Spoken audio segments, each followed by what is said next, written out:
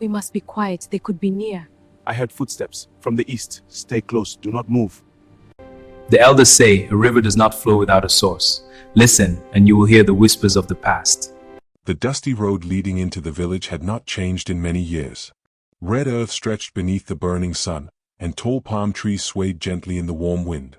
But the man walking down that road had changed.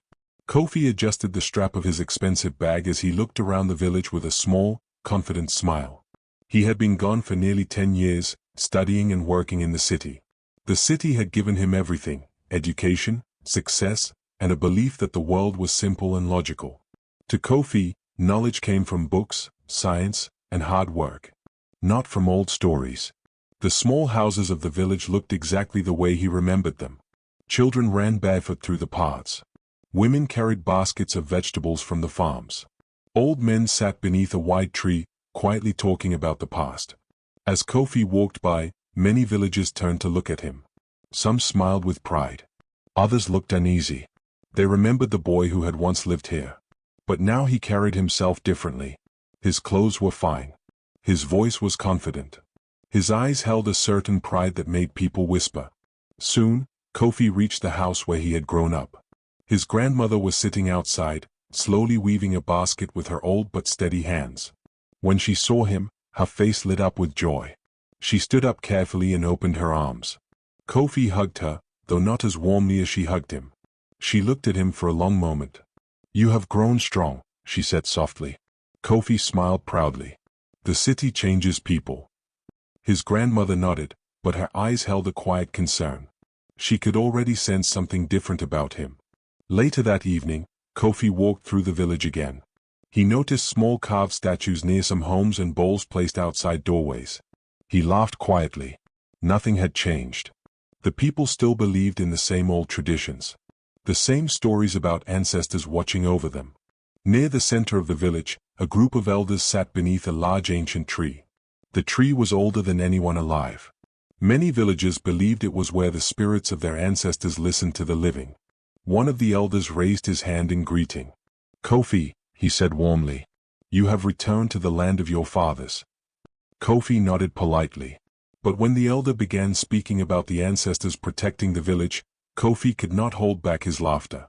"You still believe that?" he asked. The elders exchanged quiet glances. Kofi continued with a small smirk. "These ancestors you talk about, they are just stories. People long gone. They cannot protect anyone." The air suddenly felt heavier. One of the elders leaned forward. "Be careful with your words," he warned calmly. "The ancestors hear more than you think." Kofi shook his head and chuckled. "That is exactly what I mean. Fear and superstition." Some villagers standing nearby looked uncomfortable. But Kofi did not notice. He had spent years learning what he believed was the truth about the world. To him, these traditions were simply old habits that people refused to let go. When he returned home that evening, his grandmother was sitting quietly by the doorway.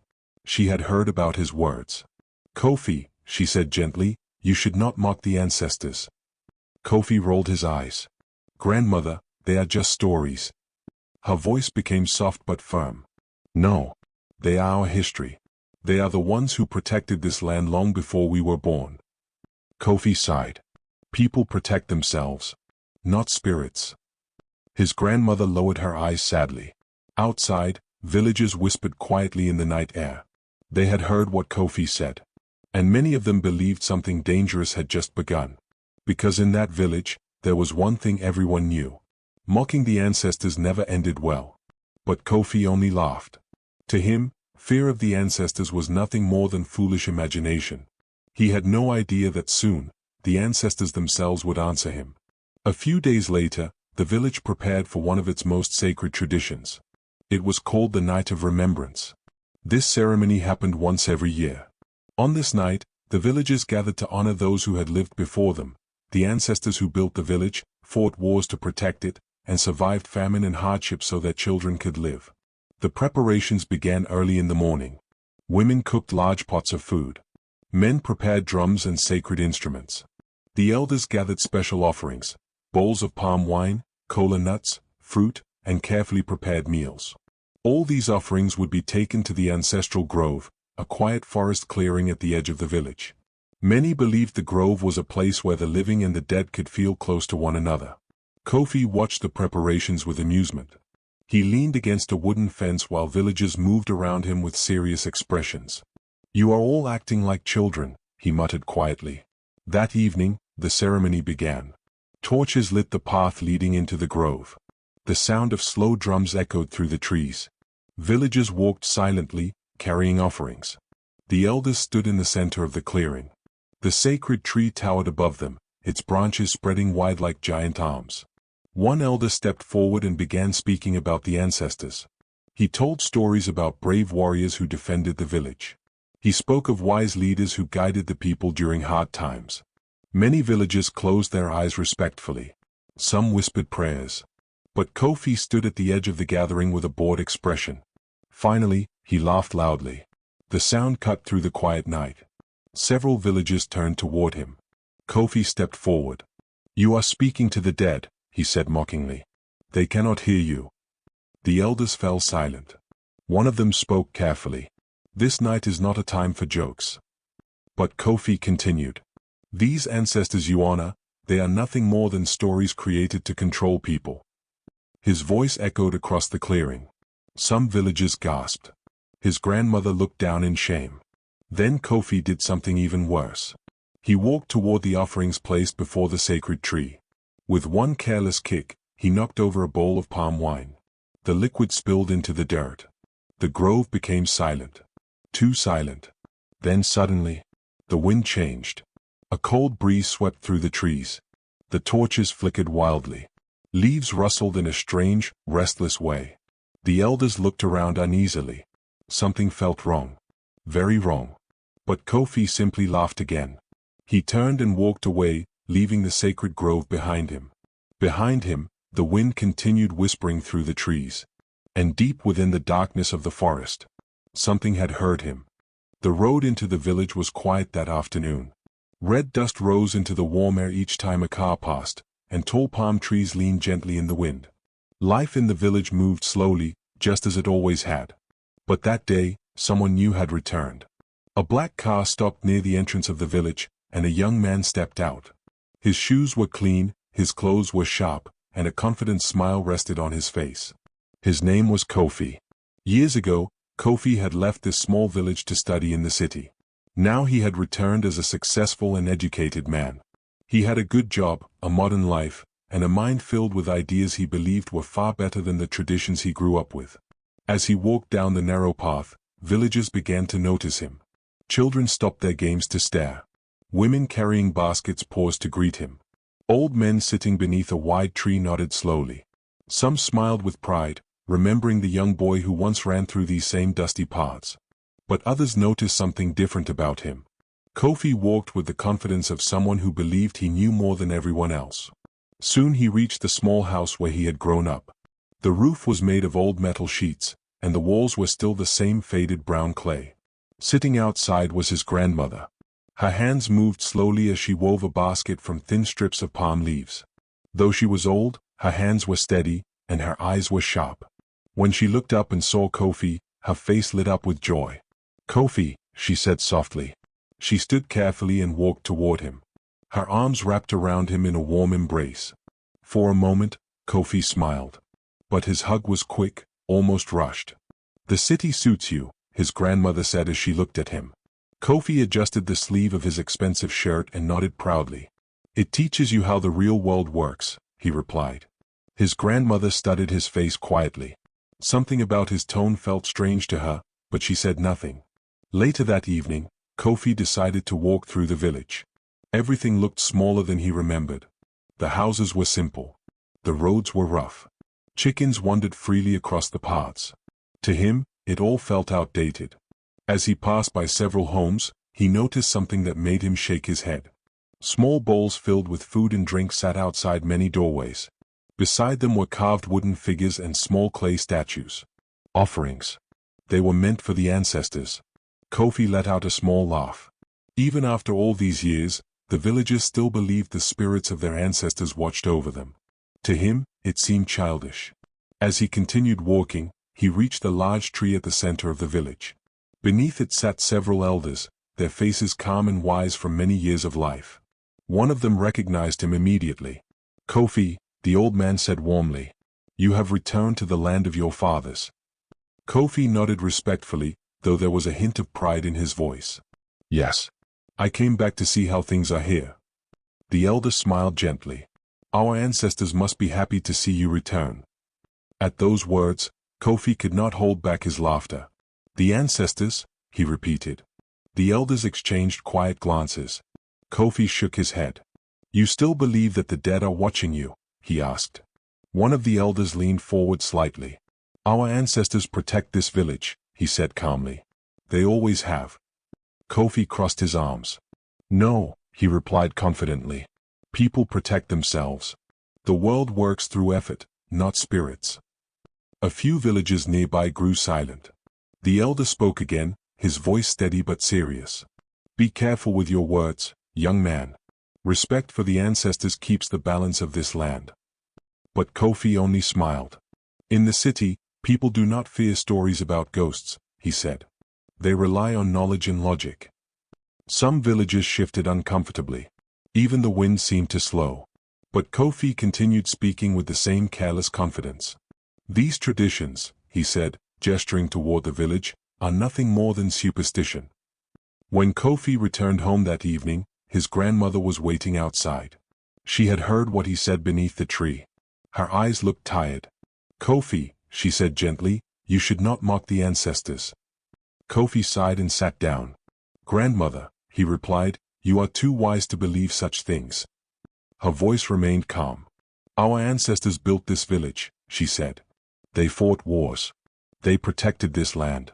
Their spirits still guide us." Kofi shook his head. "Those are just stories people tell to keep traditions alive." His grandmother looked down at her hands. "You may be educated," she said quietly, "but wisdom is not only found in books." Outside the house, night slowly settled over the village. A few villagers whispered quietly as they passed by. They had heard about Kofi's words. And many of them felt uneasy. In this village, there was one lesson everyone learned from childhood. You could question many things in life. But you never mocked the ancestors. Because sometimes, the ancestors listened. And when they did, they answered. But inside the house, Kofi simply laughed.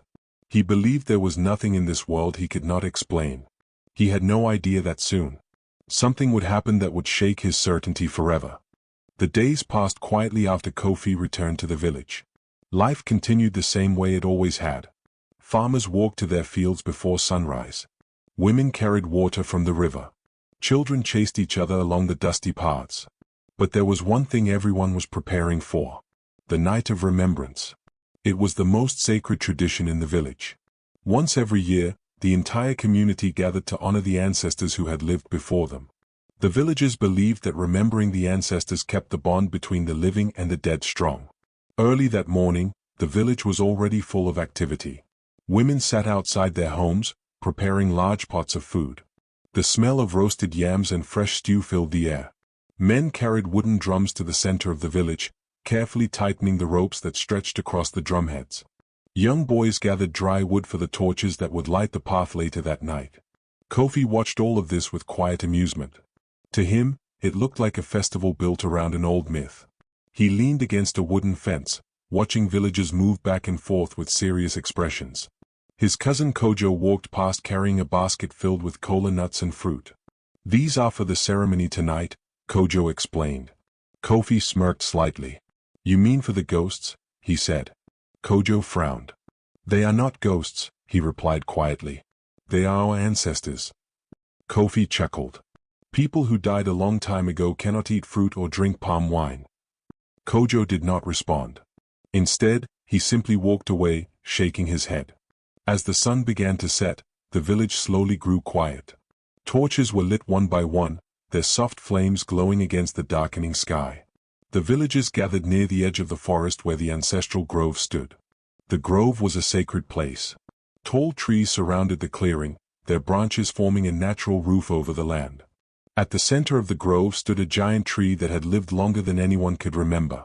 The elders believed the spirits of the ancestors listened there. One by one, Villagers walked toward the grove carrying offerings. Bowls of food, palm wine, cola nuts, fresh fruit. The drums began to beat slowly, their deep rhythm echoing through the forest. Kofi followed behind the crowd, though he had no interest in honoring the ancestors. He came only because he wanted to see the ceremony for himself. Part of him wanted to prove how foolish it all was. Inside the grove, the villagers formed a large circle around the ancient tree. The elders stepped forward. One of them, an old man with a calm and steady voice, raised his hands. "Tonight," he began, "we remember those who walked this land before us." The drums continued beating softly. "We remember the warriors who protected our homes." The villagers bowed their heads. "We remember the mothers and fathers who built this village with their hands." Several elders placed the offerings at the base of the tree. The air felt peaceful, respectful. But Kofi stood near the back with his arms crossed. The words of the elders sounded like nothing more than stories to him. After a few moments, the elder continued speaking. "Our ancestors still watch over us. Their wisdom guides our steps." That was when Kofi laughed. The sound broke through the quiet night like a sudden crack. Several villagers turned to look at him. Kofi stepped forward slowly, shaking his head. "You are speaking to the dead," he said. "They cannot hear you." The drums stopped. Silence filled the grove. One elder looked at him carefully. "This ceremony is sacred," the elder said calmly. "Respect it." But Kofi only smiled. "I studied in the city for many years," he continued. "And I learned something very simple." He looked around at the villagers. The dead cannot listen. The dead cannot protect anyone. A few villagers gasped quietly. Even the wind seemed to pause. "These ancestors you speak of," Kofi continued boldly, "are just stories made to keep people afraid." His grandmother lowered her head in shame. The elders stood silently. Then Kofi did something that shocked everyone. He walked toward the base of the sacred tree where the offerings had been carefully placed. The bowls of food sat neatly beside a clay jug filled with palm wine. Without hesitation, Kofi lifted his foot and kicked the jug. The clay container tipped over. Palm wine spilled into the dirt. For a moment, no one moved. The grove became completely silent. Then something strange happened. A sudden gust of wind rushed through the trees. The torches flickered wildly. Leaves rustled loudly above them. The drums, which had been resting on the ground, vibrated softly as if something unseen had brushed against them. Several villagers looked around nervously. One of the elders whispered something under his breath. But Kofi simply laughed. "See," he said. "Nothing happened." He turned his back on the grove and began walking away. Behind him, the villagers stood frozen. The wind continued whispering through the trees. The ancient tree creaked softly, its branches swaying in a way that felt different, unnatural. Many villagers felt a chill run down their spines. Because deep inside their hearts, they believed something terrible had just been done. Kofi had not just mocked tradition. He had insulted the ancestors themselves. And in the quiet darkness of the grove, it felt as though something had awakened. That night, the village seemed unusually still. The air was thick and heavy, as if it were holding its breath. Kofi lay on his bed, the events of the night of remembrance still fresh in his mind. He chuckled quietly to himself. "All these superstitions," he whispered. "Nothing will happen. It's just wind and imagination." But as soon as the lights in his room dimmed, a soft whispering began. At first, he thought it was the wind rattling the old roof. Then he heard it again. Clearer this time. "Kofi! Kofi!" He froze, straining to listen. The voice sounded almost like someone calling him from the darkness. His heart thumped in his chest. He sat up, rubbing his eyes. "It's nothing," he muttered. "Just my imagination." But the whispers didn't stop. They seemed to circle around the room, sometimes near the window, sometimes behind the door. Kofi's fingers trembled slightly as he pulled the blanket tighter around him. "Grandmother," he called out, but no one answered. Outside the house, the village was restless. Cows mooed nervously in their pens, and chickens clucked loudly as if sensing something wrong. Even the wind carried an uneasy rhythm, rustling the trees in strange, uneven patterns. The next morning, Kofi tried to brush off the events of the night. "Just nerves," he told himself as he walked to his small workshop behind the house. But when he picked up his hammer to repair a broken fence, it slipped from his hands and splintered on the ground. He frowned, annoyed. "How is that even possible?" he muttered. Then the shadows began. He could feel them moving along the walls, long shapes that seemed to stretch and bend where no one stood. Every time he looked, the shadows shifted, but no one was there. By mid-morning, the villagers had noticed the livestock acting strangely. Goats refused to eat, cows wandered nervously, and even the river seemed different, its water muddy and slow, unlike the clear current he remembered. Kofi's grandmother watched all of this quietly. She called him to her side, her voice trembling slightly. "Kofi," she said, "the ancestors are angry. You offended them." Kofi laughed nervously, though the unease in his chest was growing. "Grandmother, nothing has happened. It's just coincidence. There's a rational explanation for everything." But the old woman's eyes held sorrow and fear. Do not ignore their warning. Pride can blind a man, and arrogance can bring harm. Kofi waved her off and returned to his work. But even as he tried to focus, strange accidents continued. Tools broke unexpectedly. The plow refused to move properly through the earth. The shadows in his house lengthened in ways that made him uneasy. Later, one of the respected elders came to his house. His voice was firm, yet kind. "Kofi," he said, "arrogance toward the ancestors never ends well. You must understand, they are not stories. They are the guardians of this land." Kofi nodded politely, but inside, he felt a knot of doubt beginning to tighten. I understand your concern," he said. "But I have my own way of seeing things." Still, as night fell and he lay in bed again, the whispering returned, louder and more urgent this time. "Kofi, why do you mock us? Why do you forget what was given to you?" His heart raced. For the first time in his life, Kofi felt fear, not the fear of failing in school or the city, but a deep, unfamiliar dread. He closed his eyes tightly, trying to convince himself it was only his mind playing tricks. But the unease in the village, the restless animals, the broken tools, it all pressed down on him. And deep inside, Kofi began to realize that perhaps the elders had been right. Perhaps some things were not meant to be ignored. The first omen had arrived. And Kofi's certainty in his own knowledge was beginning to crack. The night came darker than Kofi had ever seen in the village. The moon hid behind thick clouds, and the air was heavy with a chill that seemed unnatural. Even the wind that had once rustled lazily through the palm trees now whispered sharply, carrying a strange, hollow sound. Kofi lay in his bed, staring at the ceiling, every muscle tense. The strange events of the previous night haunted him, the broken tools, the restless livestock, the shadows that seemed to move on their own. He tried to convince himself that it was all coincidence, that his mind was playing tricks. Then he heard it. "Kofi! Kofi!" The voice was clear. Not a whisper this time, but a soft, sorrowful call. It came from everywhere at once, beneath the floorboards, outside the window, and deep within his mind.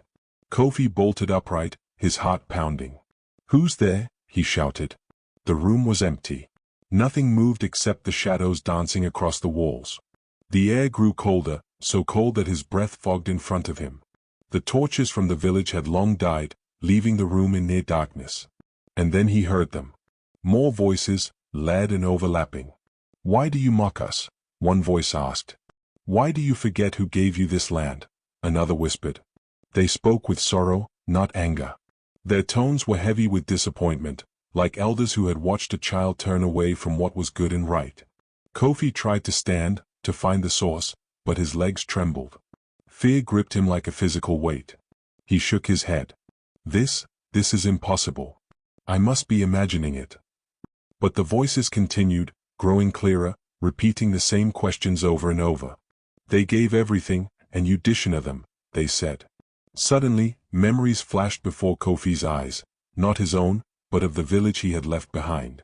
He saw farmers planting crops by hand, mothers carrying water to their children, warriors defending the land in battles long forgotten. And behind them all, a quiet presence watching over, guiding, protecting. Kofi clutched his head, trying to block the visions. "This isn't real," he whispered. "It cannot be real." But the voices pressed on. "You mocked those who gave you life," they said. "You called their sacrifices stories. Why do you refuse to see the truth?" Panic rose in Kofi's chest. He ran to the door, yanking it open, and spilled out into the night. The village was silent, almost too silent, except for the whispering wind. Shadows stretched unnaturally across the ground, twisting and swaying like living things. Kofi, the voices followed him, soft yet insistent. You cannot run from what you have done. He ran toward the center of the village, past the ancestral grove. The torches flickered faintly, casting long, uneven shadows. For a moment, he saw figures in the grove, transparent shapes, tall and strong, moving slowly as if judging him. His grandmother's warning echoed in his mind, arrogance can bring harm. Fear unlike anything he had ever known surged through him. His city logic, his knowledge, his confidence, they all felt useless now. He stumbled into the open field and fell to his knees, gasping for breath. The voices softened, now a chorus, almost pleading. Why do you forget us? We protected this land. We gave our lives so future generations could live. And you mock us. Kofi buried his face in his hands, tears streaming down his cheeks. For the first time, he realized he had been wrong. His arrogance, his pride, his laughter at the traditions, it had blinded him to something greater. The wind swirled around him, carrying a faint scent of palm wine and earth, the offerings he had kicked over days before. He could feel eyes upon him, invisible but present, watching his every movement. Kofi's knees trembled. I don't understand, he whispered into the cold night. I didn't mean. I was just. The voices interrupted him gently but firmly. Intentions do not undo harm, they said. You must see. You must learn. You must remember. Shaking, Kofi rose to his feet. He knew one thing for certain, the ancestors were real. Their presence was undeniable, their power unmistakable. And if he wanted to survive, not just in the village, but in his own life, he would have to face what he had done. But he was not ready yet. Not completely. The night stretched endlessly, the whispers fading only as dawn began to touch the edges of the sky. Kofi returned to his house, exhausted, shivering, and haunted. Sleep came in short, uneasy bursts, filled with visions of the ancestors and the sorrow in their voices. For the first time, pride had failed him. And fear had begun to break through. By morning, the village felt different. Not loud or crowded, but heavy. Even the sun seemed reluctant to rise fully, as though it too sensed the unease settling over the land. Kofi woke with a start, the whispers from the previous night still echoing in his mind. He rubbed his eyes, telling himself it was only a dream. Yet, when he stepped outside, he immediately felt that something was wrong. The river that usually ran clear and sparkling now moved sluggishly, its waters murky and brown. He knelt by the edge, dipping his hand into the river to check. It smelled odd, earthy, thick, and somehow wrong. He frowned. This must be from the rains, he muttered, though he knew the village hadn't seen any storms. Turning to the fields, he noticed the crops. Young maize stalks, usually vibrant and green, were wilting at the edges. Cassava leaves drooped, as if drained of life. The farmers were already there, shaking their heads in despair. Something is wrong with the land, one of them said quietly, more to himself than to anyone else. The animals weren't better. Chickens pecked nervously at the dirt, refusing to eat. Goats bleated loudly, and cows wandered with heavy steps, their eyes wide and restless. Kofi's stomach sank. He could not explain this. His mind, the mind that had always believed in reason and science, found no solution. Yet the signs were all around him. His grandmother appeared, leaning on her staff as she watched him carefully. Her eyes were sad, filled with worry. Kofi, she said softly, the ancestors are grieving. You cannot see it, but you know in your heart that you have done wrong. He shook his head, trying to dismiss her words. Grandmother, the land has nothing to do with me. Crops fail, rivers get muddy, it happens sometimes. But she did not waver. No, Kofi. This is no accident. You mocked them. You disrespected the traditions that honor the ones who gave everything for this village. He clenched his fists. Pride and fear warred inside him. It is superstition, he shouted, though even as the words left his mouth, he felt their weakness. He had laughed at stories, called them myths, and now the consequences were all around him. Later that morning, he went to repair a broken fence, trying to distract himself. But as soon as he picked up a tool, It slipped through his hands, splintering against the post. He stumbled backward in frustration, a cold shiver running down his spine. Shadows seemed to stretch unnaturally across the walls of the house, moving where no one stood. By mid-afternoon, one of the respected elders approached him. His face was grave, lined with years of wisdom and sorrow. "Kofi," he said, his voice low, "arrogance toward the ancestors never ends well. You must understand, this is not punishment for the sake of punishment. It is a warning. The balance of life here depends on respect and remembrance." Kofi nodded, his pride forcing him to respond calmly. "I hear you. But I still believe there is a reason for everything that does not involve spirits." The elder's gaze was steady, unyielding. "You may believe what you wish," he said. "But the land, the river, the animals, they speak a language of their own. Listen carefully, or the consequences will grow worse." That night, the whispering returned. Only this time, it was joined by the creaking of the house, the rustle of unseen leaves, and shadows that stretched unnaturally across the walls. Kofi lay awake, heart pounding, feeling eyes on him from every corner. For the first time, he was afraid, not just of what the villagers might think, or of being embarrassed, but truly afraid. He had spent his life believing he controlled his world with logic, knowledge, and reason. And now, none of that seemed to matter. His grandmother's words echoed in his mind: "Pride can blind a man, and arrogance can bring harm." Kofi buried his face in his hands, the weight of guilt pressing down on him. Something he had once laughed at now felt real and powerful, watching him, testing him, waiting. For the first time, he realized that fear alone could not save him. If he wanted peace for himself, and for the village, he would have to face what he had done. And deep in the night, as the wind whispered through the trees and the shadows shifted in strange patterns, Kofi understood. The ancestors were watching, and they had begun to speak.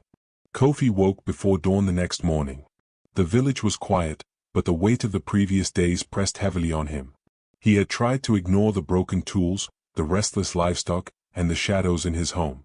He had tried to laugh off the whispers. But now, something deep inside told him he could no longer deny the truth. He dressed quickly, pulling on simple clothes and shoes. His grandmother watched him silently from the doorway, her face lined with worry. "You must go," she said softly, almost as if she had known he would. "Go where?" Kofi asked, though he already knew the answer. "To the grove," she replied. "Where you mocked them. Where you disrespected what keeps this village safe. Only there will you find the answers you seek." Kofi hesitated. Fear knotted his stomach. The grove at night was a place of shadows and whispers, and it was said that those who went there unprepared could never return the same. But he also knew he could not continue living in ignorance, nor could he bear to watch the village suffer any longer. I will go," he said finally, his voice trembling. He left the house silently, stepping onto the dusty path that led to the edge of the forest. The sun had not yet risen, and the mist clung to the ground like a ghostly carpet. Every step he took seemed to echo unnaturally, and the trees on either side of the path stretched like silent sentinels. The forest felt alive. He could hear the rustling of leaves even when there was no wind. Branches seemed to sway toward him, as if watching, testing, waiting. The air was thick and heavy, carrying the scent of earth, palm, and something older, something powerful. As he walked deeper, the faint sound of drums began to echo. He paused, unsure if the rhythm was real or imagined. Slowly, he realized the beats were steady, soft, yet insistent, seeming to come from everywhere at once. Kofi's heart raced. He wanted to turn back, but shame and guilt kept him moving forward. Every step brought memories of the village, his grandmother, and the mocking words he had spoken in the grove. Finally, he reached the clearing, the ancestral grove. The same grove where he had laughed at the elders and kicked over the offerings. At its center stood the ancient tree, massive and silent. The torches of the previous ceremony were gone, but the grove itself seemed to hum with a quiet energy. Kofi stepped closer. The wind swirled around him, carrying whispers that were almost audible. And then he saw them, visions, like memories frozen in the air. He saw the village as it had been hundreds of years ago, warriors defending their people during attacks, mothers and fathers tending to children while famine struck, elders teaching the young to honor the land and its spirits. Every scene glowed faintly, as if illuminated by some unseen light. Kofi staggered backward, his breath catching. The ancestors were showing him the history of the land, its struggles, its sacrifices, its resilience. They had protected the village through storms, war, and hunger. And now, through him, their legacy was at risk. He fell to his knees, the weight of realization pressing down on him. He had laughed at these spirits, mocked their protection, and treated their traditions as worthless. And now, the village suffered because of his pride. A soft voice whispered from the shadows of the grove, gentle but firm. "Kofi, you see now." He looked around, heart racing. The air shimmered slightly, and faint figures emerged, shapes of those who had once lived in the village.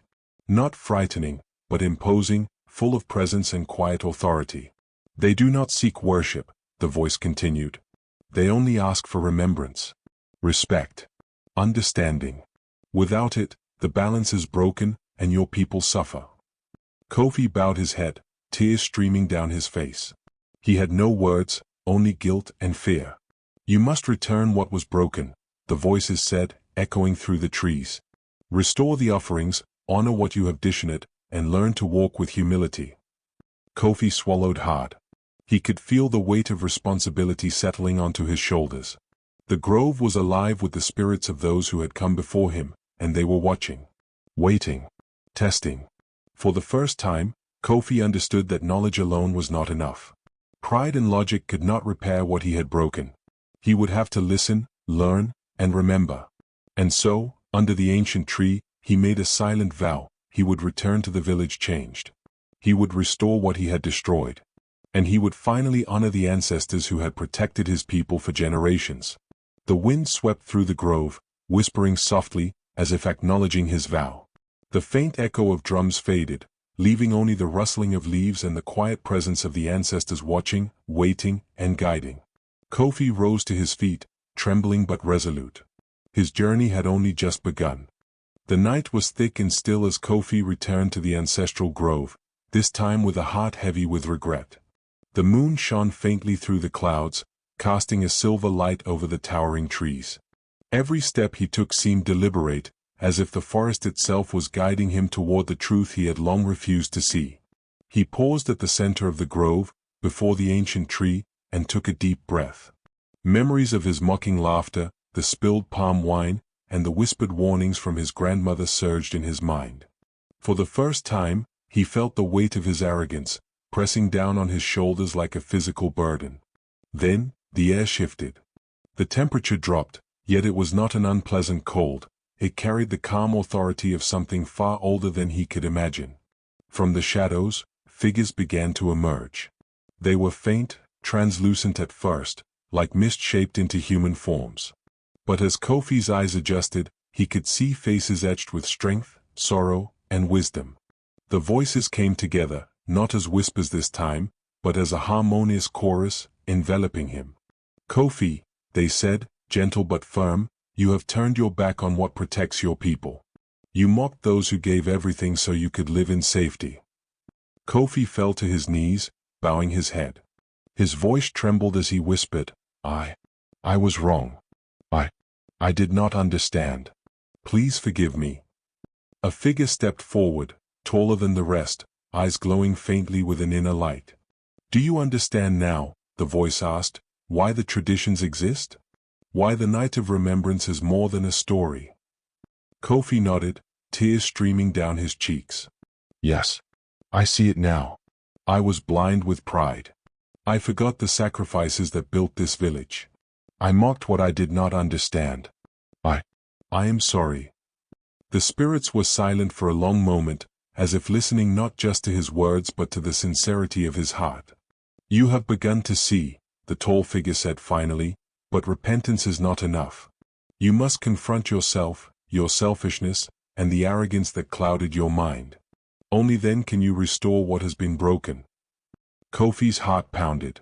He thought of all the ways he had dismissed his grandmother, ignored the elders, and laughed at the sacred rituals.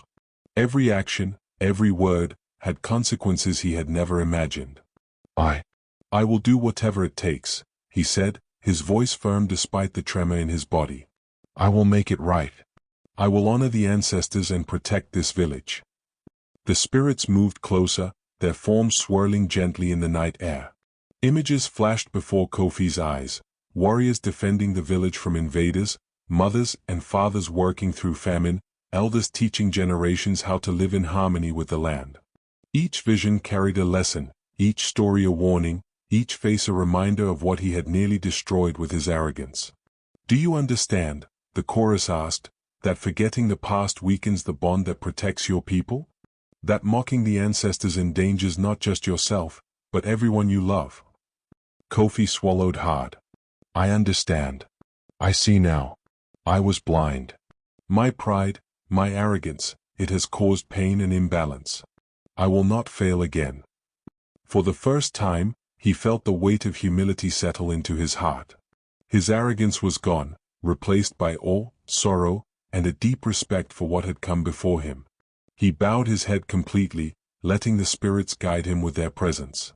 "Then rise, Kofi," the tall figure said. "Rise not just as a man of knowledge, but as one who carries understanding. Remember what has been given to you. Honor it. Protect it. And teach those who come after you that the past is never to be mocked, for it shapes the future." Kofi rose to his feet, trembling but renewed. Tears streaked his face, but his heart felt lighter than it had in years. For the first time, he felt a connection not just to the village, but to the countless lives that had made it possible. The grove seemed to breathe with him, the whispers fading into a calm, protective silence. The drums of memory and sacrifice had quieted, leaving only the gentle presence of the ancestors watching, guiding, and acknowledging his sincere change. Kofi took a deep breath, feeling the responsibility and the gift of understanding settle within him. He had been tested, humbled, and awakened. And now, he would act. He turned toward the path leading back to the village, ready to restore what he had broken and honor the bond that had always protected his people. For the first time in his life, Kofi knew what it truly meant to respect the past, and to carry it forward into the future. The village was quiet as Kofi returned, the first light of dawn casting a soft glow over the dusty paths. His heart was heavy with the weight of what had happened, but also steady with purpose. He no longer laughed at the traditions, nor did he scoff at the village's beliefs. Now, every step he took was measured, full of respect and resolve. He first went to the ancestral grove, the place where he had caused so much offense. The air felt alive here, as if it remembered his previous disrespect and now watched his every move. Kofi knelt before the giant tree, his hands shaking slightly as he gathered the fallen offerings, the spilled palm wine, the crushed kola nuts, the upturned bowls of food. Slowly, reverently, he restored each offering to its proper place. He poured fresh palm wine, arranged the kola nuts neatly, and set the food carefully at the base of the tree. His hands were steady now, guided by understanding rather than arrogance. "Ancestors," he whispered softly, "I am sorry. I mocked your wisdom. I disrespected the sacrifices you made to protect this village. Please forgive me." The wind stirred gently through the grove, rustling the leaves as though acknowledging his words. A sense of calm settled over the clearing, replacing the tension that had lingered since the night of remembrance. Next, Kofi went to his grandmother's house. She was sitting outside, her eyes closed as she felt the morning sun on her face. When she opened them and saw him, a flicker of hope crossed her features. "Grandmother," Kofi said, kneeling before her, "I have done wrong. I mocked the ancestors. I brought fear and suffering to the village. Please accept my apology." Her eyes filled with tears, but she reached out to him and placed a hand on his shoulder. "Kofi, your words are sincere. That is the first step. Actions will follow, and the village will see that your heart has changed." Determined, Kofi gathered the villagers together near the central tree. Some looked at him warily, others still carried doubt in their eyes. He took a deep breath and began speaking, his voice steady but full of humility. "I mocked the ancestors," he admitted openly. "I called their traditions superstition. I laughed at what has protected this village for generations. I see now that I was wrong. I apologize to each of you, to the elders, and especially to my grandmother. I will honor the traditions, not just in words, but in actions." The elders watched silently. Some nodded slowly, recognizing the sincerity in his tone. The villagers shifted, their unease softening as Kofi continued. After speaking, Kofi led the community in restoring the remaining offerings for the ceremony. He lifted the drums, arranged the food, and even prepared fresh palm wine, working with the same care and reverence the elders had shown for decades. When the preparations were complete, Kofi stood before the villagers once more. "Tonight," he said, "we honor the ancestors not because we fear them, but because we remember what they gave us.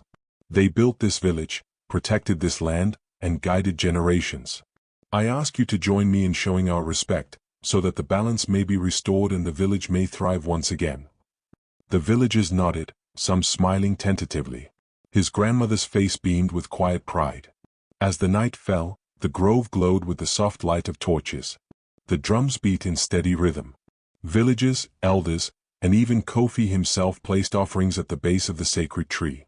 The air felt lighter now, calmer, as if the very spirits of the ancestors were present, acknowledging Kofi's sincere transformation. For the first time, he felt a deep connection to the village and to the people who had shaped him. He understood that knowledge alone was not enough. Respect, remembrance, and humility were just as important. By the time the ceremony ended, a sense of peace had settled over the grove. Kofi had proven not just to the ancestors, but to himself, that he was capable of change. Pride had been replaced by humility, arrogance had been replaced by reverence, and fear had been replaced by understanding. The village had begun to heal. And so had Kofi. The first drops of rain fell softly the next morning, pattering gently on the rooftops and dusted paths of the village. For the first time in weeks, the field seemed alive again, the air carrying a sense of renewal and hope. Kofi stood outside his grandmother's house, watching as the dry earth soaked up the life-giving water. The crops, once wilted and weary, began to regain their color. Maize leaves lifted toward the sky, cassava plants stood straighter, and even the small garden near his grandmother's hut seemed to flourish as though the village itself was breathing a sigh of relief. The livestock, too, recovered quickly. Chickens clucked cheerfully as they pecked at the now moist soil, goats nibbled at fresh grass, and cows moved with steady, calm steps, their eyes no longer restless or fearful. The river, once muddy and slow, flowed clear and strong, reflecting the soft light of the morning sun. Villagers came together in the central clearing, observing the changes with awe and cautious joy. Some whispered to one another, noting how the village seemed to awaken, as if the ancestors themselves were watching and approving. Kofi approached the elders, bowing deeply. "The balance has been restored," he said humbly. "I see now how important it is to honor and respect those who came before us. I will continue to learn and guide others in remembering the ancestors' wisdom." The eldest of the elders, his voice gentle but firm, nodded. "You have proven your sincerity, Kofi. The village thrives again because you have taken responsibility. Your actions have mended what was broken." Kofi then turned to his grandmother, who had been watching silently. She smiled, pride shining in her eyes despite the fatigue of recent weeks. "You have learned well, my child," she said. "True strength comes not from mocking what you do not understand, but from listening and acting with respect." Over the following days, Kofi worked alongside the villagers, helping tend the fields, repair the homes, and care for the livestock. His presence was no longer one of arrogance or superiority, but of collaboration and genuine guidance. He shared his modern knowledge alongside the lessons he had learned from the ancestors, teaching methods that respected both tradition and progress. Children followed him eagerly, asking questions about the ancestral ceremonies and the importance of remembering the past. Kofi spoke to them patiently, telling stories of the sacrifices made by those who had protected the village, and why honor and respect were more powerful than fear or superstition. The elders watched with quiet approval as Kofi became a bridge between the modern world and the wisdom of the ancestors. The villagers, once wary of his return, began to trust him again. His grandmother recovered fully, her health restored by the calm balance now flowing through the land and the community. The village, once shadowed by unease and sorrow, now hummed with life. Children played in the fields, farmers worked the fertile soil, and the animals thrived. The air itself seemed lighter, carrying the faint, comforting sense of unseen eyes watching over them, not as a threat, but as guardians of harmony and tradition. Kofi stood once more at the edge of the ancestral grove, looking up at the giant tree. A sense of peace filled him. He had been humbled, guided, and transformed. Pride and arrogance had been replaced by humility, respect, and a deep understanding of his place in the long chain of lives that had shaped the village. He knew that his journey was far from over, but the path forward was clear. He would honor the ancestors, protect the village, and help others remember the wisdom that had sustained them for generations. For the first time, Kofi felt truly connected, to the land, to the people, and to the spirits who had quietly guarded the village all along. The village had been restored. And Kofi had been reborn as its protector and guide, carrying the voices of the past into a hopeful, united future. The next night of remembrance arrived with a gentle breeze and a sky full of stars. Kofi stood at the edge of the ancestral grove, watching as villagers of all ages gathered. Torches flickered softly, casting warm light over the circle. The air smelled of kola nuts, palm wine, and fresh earth, a reminder of life, history, and the bond between the living and those who had come before. This time, Kofi did not stand apart, nor did he feel the pride or arrogance that had once defined him. Instead, he moved among the villagers quietly, helping prepare the offerings, arranging the food, and guiding the younger children to understand the importance of what they were about to witness. When the elders began the ceremony, telling stories of ancestors who had defended the village, nurtured the land, and protected generations, Kofi listened closely. He felt each word resonate deeply, not as superstition, but as the living memory of those who had shaped the world around him. He knelt beside his grandmother, who smiled knowingly. "You have learned well, Kofi," she whispered. He nodded. "I understand now, grandmother. These traditions, they are not just rituals. They are a way of remembering, a way of staying connected to the people who came before us. They guide us, protect us, and remind us of our responsibilities." The children looked up at him with wide eyes, curious and eager. Kofi knelt and spoke gently. "The ancestors are not here to frighten us or control us," he said. "They are the voices of those who came before, the ones who built this village and gave us the life we have today. We honor them not because we must, but because remembering them makes us strong, wise, and united." As the night unfolded, Kofi participated fully in the rituals. He offered the palm wine with respect, arranged the kola nuts with care, and joined in the singing of the ancestral songs. The grove seemed alive with a calm presence, the whispers of the ancestors now gentle and approving, surrounding the villagers with a sense of protection and peace. Looking around, Kofi saw the faces of the villagers, elders, mothers, fathers, children, all united in this shared remembrance. The village was no longer just a place of survival, it was a living community, strengthened by respect, tradition, and the lessons of the past. Kofi took a deep breath, feeling the weight of the generations that had come before him. Pride no longer held him, fear no longer controlled him. Only gratitude, humility, and understanding filled his heart. He realized that modern knowledge and tradition did not have to oppose each other, they could work together. One guided the body, the other guided the spirit. And by honoring both, the village could thrive in every sense. As the ceremony ended and the torches burned low, Kofi stood silently beneath the ancient tree. The wind whispered softly through the leaves, carrying the faint echo of the ancestors' voices, a reminder that they were always watching, always present, always guiding. For Kofi, the lesson was clear: humility, respect, and remembrance were the true foundations of strength. To mock the past was to weaken the future. To honor it was to secure it.